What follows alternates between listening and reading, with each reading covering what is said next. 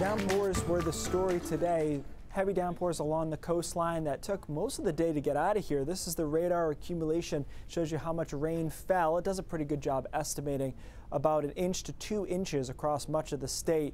Now, this will not be included in the latest drought monitor that we just got, but next week we'll see the impacts of that. Latest drought monitor as of this morning showed that we do have a reduced drought across much of the state. The Mid-Coast is the last area really that has severe drought, but if you compare this to a month ago or so, we are much improved, and again, we'll get the rain from today that will count in next week's drought monitor. So going in the right direction. The rest of tonight, partly cloudy, temperatures drop down into the 40s, a couple of 30s too.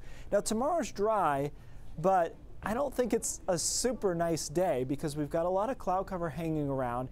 It's cool. Temperatures only end up in the mid, maybe upper 50s at best.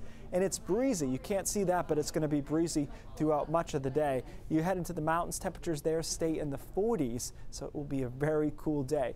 Cold, coolish at least. Tomorrow night, temperatures drop into the 30s in a lot of spots, low 40s elsewhere. Saturday, I think, is an improvement, though. Overall, there's more sunshine to be had. Temperatures are able to get into the 60s. Yes, it'll be breezy, and Fiona is right there. We'll talk more about that in a second. But for a lot of us, it's just breezy and bright. We're in better shape on Sunday, which looks good. Temperatures in the upper 60s to around 70 degrees under a mixture of sun and clouds. I think that'll be the better of the 2 weekend days, and probably the best day out of the next 6 or 7 overall. So high pressure loosely in place on Friday and Saturday, pushing Fiona out of the way. Again, Sunday looks good, and then our next system moves in for Monday. Looks like we'll continue that trend of kind of a showery start to the week, at least Monday, perhaps into Tuesday as well. All right, Fiona, Cat 4 hurricane moving to the west of Bermuda. It will move far enough to the west of Bermuda that it's likely not to be a big problem for them. That's the good news. They'll be on the outer edges of it.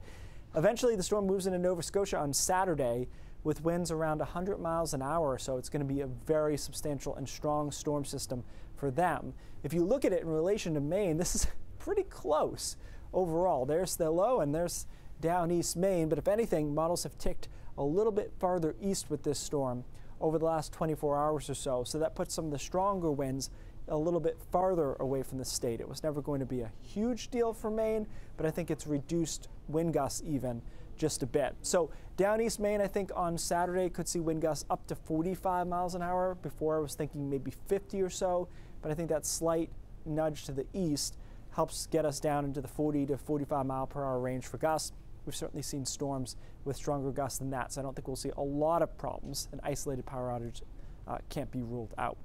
That's on Saturday. By the way, big swells starting tomorrow afternoon into Saturday. Winds will be kicking up and the waves will be big too.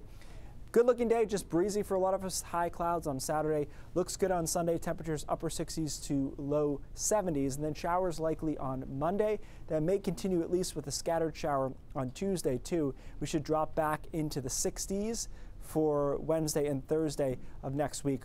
Overall, things looking a little bit better next week compared to this week. Of course, the bar relatively low there.